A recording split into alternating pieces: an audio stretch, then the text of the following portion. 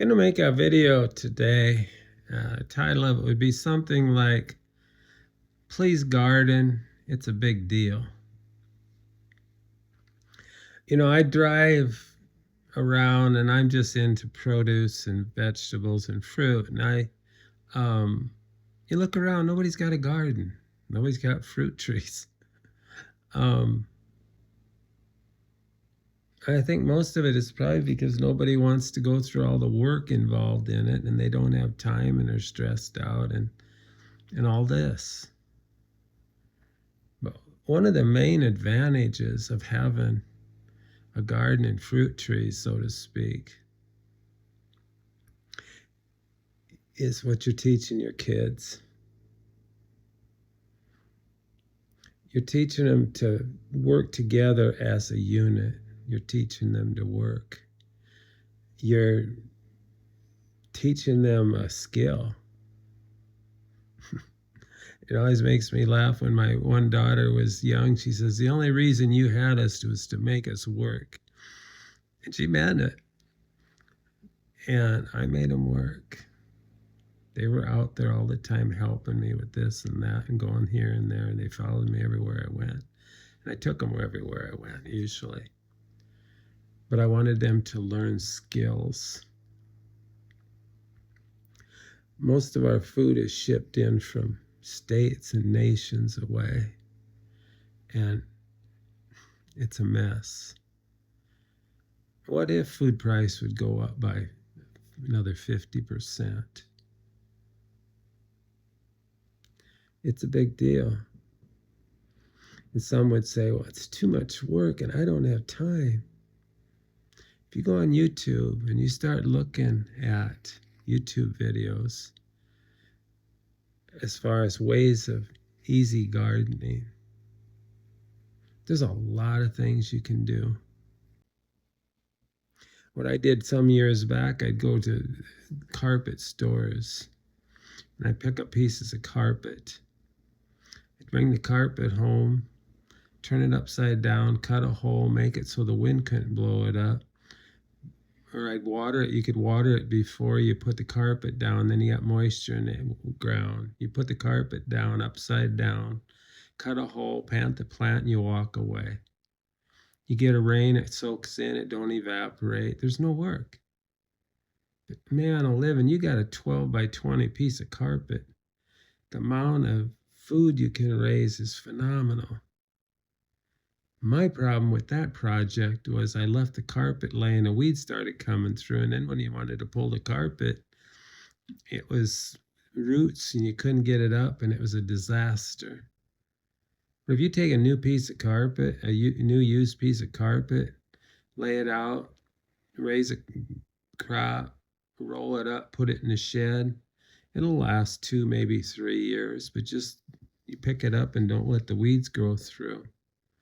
I mean, no work.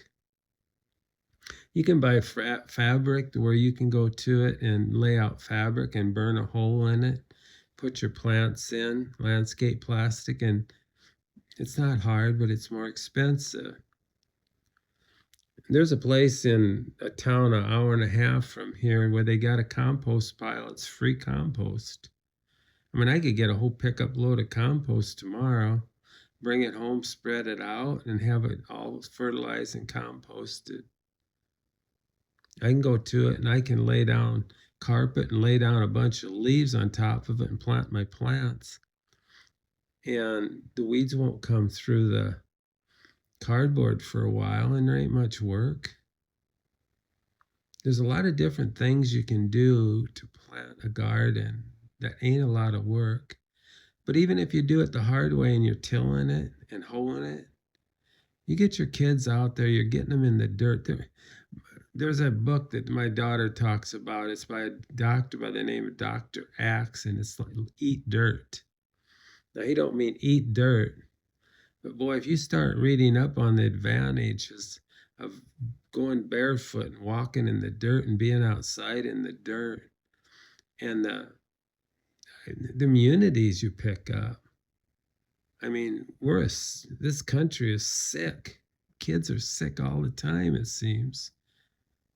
And Are they getting enough time spent out in the dirt, out in the sun, getting vitamin D from the sun? I mean, but when you teach your kids how to garden and they can raise all their produce and can it, you don't got to rely on the grocery store. There's what the heck is it? Darvae, Darvae, Urban Farm, award-winning film. Listen to that video. It's just truly amazing what these people have done. But he found out they started putting chemicals in and stuff and changing the seed. And he went on a rampage and turned his lot into a forest, a garden, and they raised most of their food off of one lot. Amazing. Listen to that. But what I'm getting at, though, is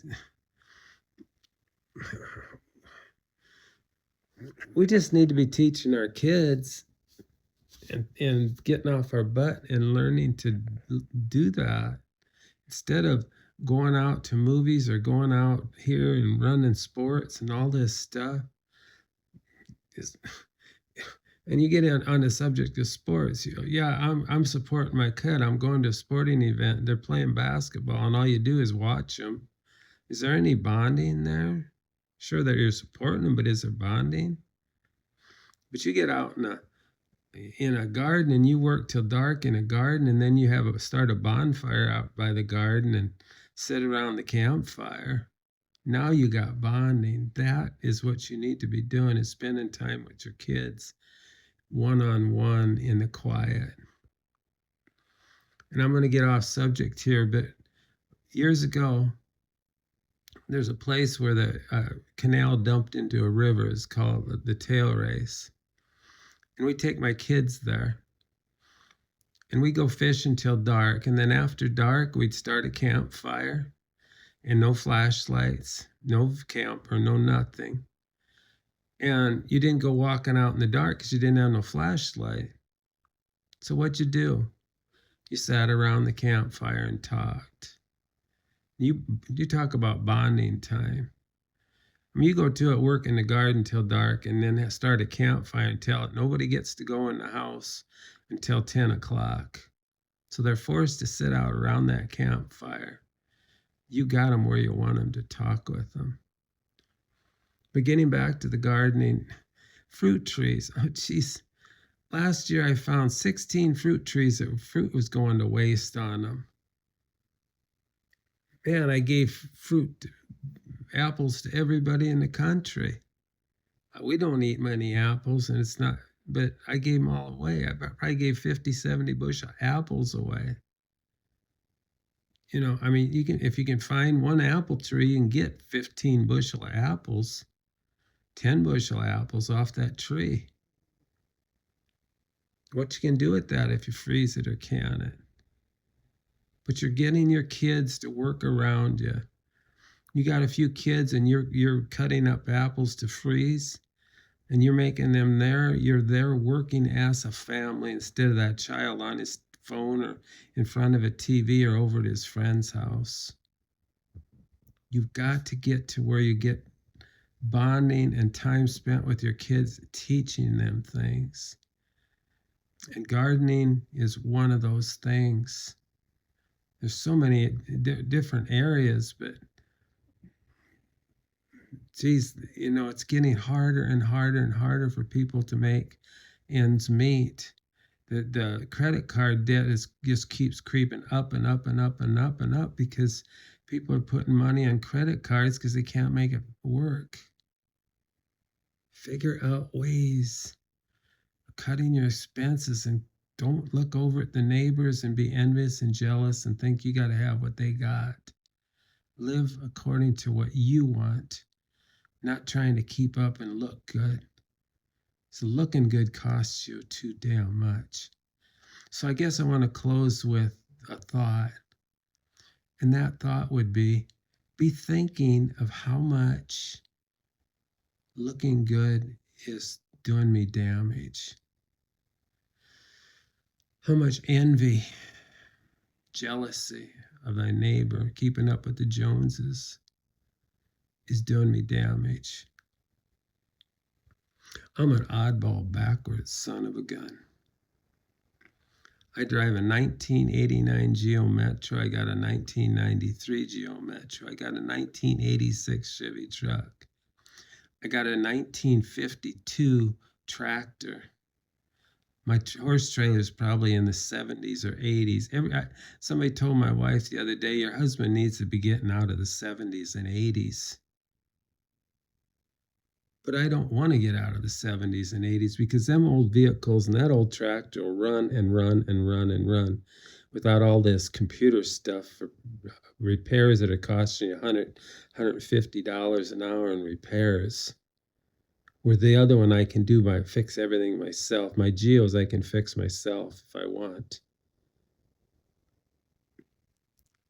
You know, to own a vehicle where you can change the headlight real easy, everything's right there, versus having to take the whole fender wall on. It costs you $350, $400 to replace the headlight.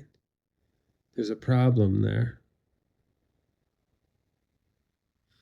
But just think where envy and jealousy is hurting you because you feel like you got to keep up and feel good instead of living cheap and living conservative so that you don't got payments and you don't got you ain't a slave to the lender, because they want you to be a slave and they want you to owe a lot of money and make payments. Something to think on. There's a YouTube video. It's really powerful. This gal is the utmost. It's called Prepper Princess. And what she says is, do what you can with what you got. And I've been thinking lately about that saying. She always closes her YouTube videos with that, Prepper Princess. Do what you can with what you got. Also be pondering on that thought, because that thought is a interesting thought. God bless you.